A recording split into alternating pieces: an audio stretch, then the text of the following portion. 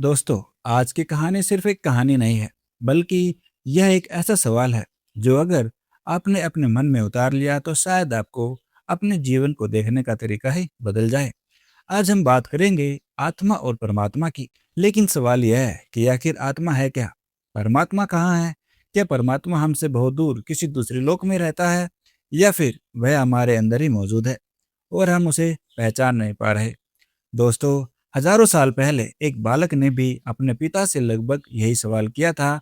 उस बालक का नाम था श्वेतकेतु और उसके पिता थे महान ऋषि उदालक। श्वेतकेतु बचपन से ही बहुत बुद्धिमान था। जब वह बड़ा हुआ तो उसके पिता ने उसे शिक्षा प्राप्त करने के लिए गुरुकुल भेज दिया। कई वर्षों तक उसने वेदों और शास्त्रों का अध्ययन किया। जब उसकी शिक्षा पूरी हुई तो वह अपने घर वापस लौटा। उसे अपने ज्ञान पर बहुत गर्व था। उसे लगता था कि अब उसने संसार की लगभग हर महत्वपूर्ण बात जान ली है। उसके पिता उदालक ने जब अपने पुत्र को देखा तो उन्हें समझते देर नहीं लगी कि श्वेतकेतु के अंदर ज्ञान के साथ साथ अहंकार भी आ गया है। पिता ने उससे पूछा, बेटा, तुमने अपने गुरु से वह ज्ञान भी प्राप्त किया है जिसके जान लेने के बाद वह सब कुछ जानने योग्य हो जाता है? श्वेतकेतु चौंक गया। उसने कहा, पिताजी, ऐसा कौन सा ज्ञान है? मैंने तो वेद पढ़े हैं, मंत्र पढ़े हैं, अनेक शास्त्र पढ़े हैं, लेकिन आपने जिस ज्ञान की बात की उसके बारे में मैंने कभी नहीं सुना। उदालक मुस्कुराए और बोले, बेटा, जिस एक सत्य को जान लेने के बाद मनुष्य उस सत्य से जुड़े हुए अनेक रूपों को समझ सकता है, उसी ज्ञान की बात मैं कर रहा हूँ। श्वेतकेतु अब गंभीर हो गया। उसने कहा, पिताजी, कृपया मुझे वह ज्ञान दीजिए। उदालक ने कहा, ठीक है बेटा, लेकिन आज मैं तुम्हें केवल शब्दों में नहीं समझाऊंगा। मैं तुम्हें कुछ ऐसी बातें दिखाऊंगा जिन्हें देखकर तुम्हें स्वयं समझना होगा कि आत्मा और परमात्मा का संबंध क्या है। फिर उदालक ने अपने पुत्र से कहा, जाओ एक पीपल या बरगद का फल लेकर आओ। श्वेत केतु फल लेकर आया। पिता ने कहा, इसे तोड़ो। श्वेत केतु ने फल तोड़ा। अंदर बहुत छोटे छोटे बीज थे। पिता ने कहा, एक बीज तोड़ो। श्वेत केतु ने बीज तोड़ दिया। उदालक ने पूछा, तुम्हें इसके अंदर क्या दिखाई दे रहा है? श्वेतकेतु ने कहा, कुछ भी नहीं पिताजी। तब उदालक बोले, जिस चीज को तुम देख नहीं पा रहे उसी सूक्ष्म तत्व से यह इतना बड़ा वृक्ष पैदा होता है। वह दिखाई नहीं देता, लेकिन उसके बिना यह वृक्ष भी नहीं होता। फिर उदालक ने कहा, बेटा, ठीक इसी तरह हमारे अंदर भी एक ऐसा तत्व है जिसे आंखों से देखा नहीं जा सकता, हाथों से पकड़ा नहीं जा सकता, लेकिन उसी के कारण यह जीवन चल रहा है। श्वेतकेतु चुपचाप सुनता रहा। उसके पिता ने आगे कहा, अब एक गिलास पानी लाओ और उसमें थोड़ा नमक डालो। श्वेतकेतु ने पानी में नमक डाल दिया। उदालक ने कहा, इसे रात भर रहने दो। अगले दिन पिता ने पूछा, नमक कहाँ है?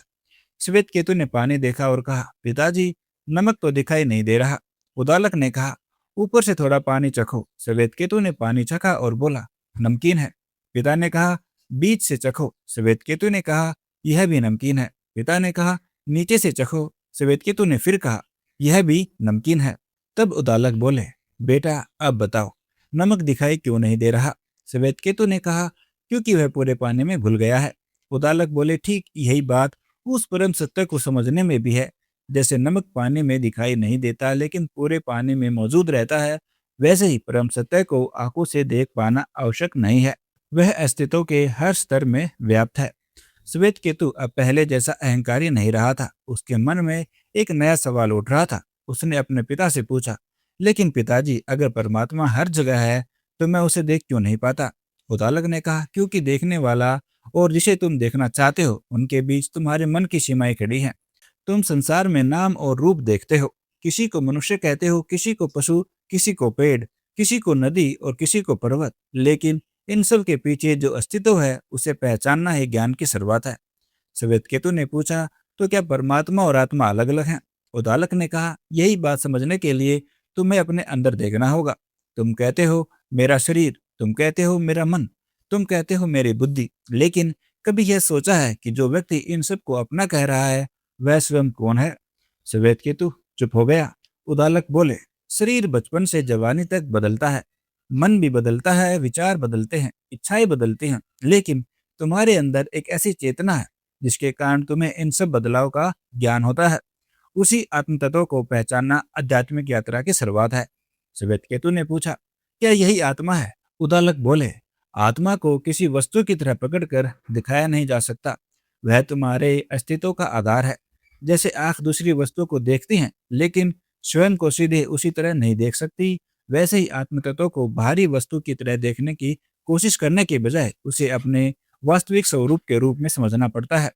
श्वेतकेतु अब बहुत ध्यान से अपने पिता की बात सुन रहा था। उदालक ने कहा, बेटा, तुम जिस शरीर को अपना मानते हो वह प्रकृति से बना है और एक दिन प्रकृति में ही मिल जाएगा, लेकिन चेतना का प्रश्न इससे कहीं गहरा है। इसलिए केवल शरीर को अपना पूरा स्वरूप मान लेना अधूरा ज्ञान है। फिर पिता ने श्वेतकेतु की ओर देखकर एक वाक्य कहा, जो भारतीय आध्यात्मिक परंपरा में अत्यंत प्रसिद्ध हुआ, तत्वमसि श्वेतकेतु, अर्थात वही सत्य तू ही है। दोस्तों, इस वाक्य को बहुत सरल भाषा में समझे तो उदालक अपने पुत्र से यह नहीं कह रहे थे कि तुम यह शरीर ही परमात्मा हो, बल्कि वे उसे उस गहरे सत्य की ओर ले जा रहे थे जिस परम वास्तविकता को हम बाहर खोजते हैं। उसी चेतन सत्य को अपने वास्तविक स्वरूप में पहचानना आत्मज्ञान की दिशा है। श्वेतकेतु ने पूछा, पिताजी, अगर यह सत्य मेरे अंदर भी है तो फिर मैं इसे महसूस क्यों नहीं कर पाता? उदालक बोले, क्योंकि तुम्हारा मन बाहर की चीजों में उलझा हुआ है। तुम्हारा ध्यान नाम, रूप, धन, सम्मान और इच्छाओं में लगा रहता है। जब मन बाहर बाहर भागता रहता है तब मनुष्य अपने अंदर के सत्य को पहचान नहीं पाता। फिर उन्होंने कहा, मान लो किसी कमरे में दीपक जल रहा है लेकिन चारों तरफ धुआं भर गया है। दीपक मौजूद है लेकिन उसका प्रकाश साफ दिखाई नहीं देता। इसी तरह आत्मज्ञान का प्रकाश हमारे अंदर हो सकता है, लेकिन अहंकार, इच्छाएं, भय, क्रोध और अज्ञान उस प्रकाश को ढक देते हैं। श्वेतकेतु ने पूछा, तो आत्मा और परमात्मा के बीच दूरी किसने बनाई? उदालक ने कहा, अज्ञान ने। जब मनुष्य स्वयं को केवल शरीर और अपनी सीमित पहचान मानता है तब उसे लगता है कि मैं अलग हूँ और परमात्मा अलग है। लेकिन जब ज्ञान गहरा होता है तो वह अपने अस्तित्व की वास्तविकता को समझने की दिशा में बढ़ता है। अब श्वेतकेतु की आंखों में पहले वाला गर्व नहीं था। उसने अपने पिता से कहा, पिताजी, आज मुझे समझ आ रहा है कि किताबें पढ़ लेना ही ज्ञान नहीं है। ज्ञान तो तब है जब मनुष्य यह पूछे कि मैं वास्तव में कौन हूँ। उदालक मुस्कुराए और बोले, बिल्कुल बेटा, शास्त्र रास्ता दिखा सकते हैं, गुरु दिशा बता सकता है, लेकिन सत्य को समझने के लिए मनुष्य को अपने अंदर भी यात्रा करनी पड़ती है। फिर उन्होंने कहा, जिस प्रकार नदी अलग अलग नामों से जानी जाती है, गंगा, यमुना, सरस्वती या कोई और नदी, लेकिन अंत में समुद्र में पहुंचकर उसका अलग नाम और रूप मिट जाता है, उसी प्रकार जीव अपने अलग अलग नाम और रूप के कारण स्वयं को अलग मानता है। आध्यात्मिक ज्ञान मनुष्य को उसके मूल सत्य की ओर ले जाता है। श्वेतकेतु बहुत देर तक चुप बैठा रहा। उसने पहली बार अपने ज्ञान को लेकर गर्व नहीं किया। अब उसके अंदर एक नई जिज्ञासा थी, मैं कौन हूँ? और दोस्तों, यही सवाल इस पूरी कहानी का सबसे बड़ा सवाल है। हम भी पूरा जीवन कहते हैं, मेरा घर, मेरा पैसा, मेरा शरीर, मेरा परिवार, मेरा सम्मान, मेरी सफलता, लेकिन अगर हम एक पल रुक कर पूछे, इन सब को मेरा कहने वाला मैं कौन हूँ, तो हमारी आध्यात्मिक यात्रा वहीं से शुरू हो सकती है। आत्मा और परमात्मा को समझना केवल किसी चमत्कार को देखने का नाम नहीं है, यह अपने अस्तित्व की गहराई को समझने की यात्रा है। जब मनुष्य अपने अंदर के अहंकार को कम करता है, अपने कर्मों को शुद्ध करता है, सत्य और करुणा के मार्ग पर चलता है और अपने अंदर झांकना शुरू करता है, तब वह उस सत्य को जानने की दिशा में आगे बढ़ता है जिसके बारे में उदालक ने श्वेतकेतु से कहा था। तत्वमसि यानी वह परम सत्य कोई दूर की कल्पना मात्र नहीं, बल्कि उसे पहचानने की यात्रा तुम्हारे अपने अस्तित्व से शुरू होती है। इसलिए दोस्तों, आज इस कहानी के बाद अपने आप से सिर्फ एक सवाल जरूर पूछिए, मैं कौन हूँ? हो सकता है इस सवाल का उत्तर तुरंत न मिले, लेकिन अगर आपने इस सवाल को ईमानदारी से अपने अंदर जीवित रखा तो यही सवाल आपको धीरे धीरे आत्मा और परमात्मा के रहस्य की ओर ले जा सकता है। यही श्वेतकेतु की कहानी की सबसे बड़ी सीख है। संसार को जानने से पहले स्वयं को जानने की कोशिश करो, क्योंकि अपने वास्तविक स्वरूप को पहचानने की यात्रा ही आत्मज्ञान की यात्रा है। वीडियो अच्छी लगी हो तो इसे लाइक करें और ऐसी ही कहानियों के लिए हमारे चैनल को सब्सक्राइब जरूर करें। ओम नमः शिवाय।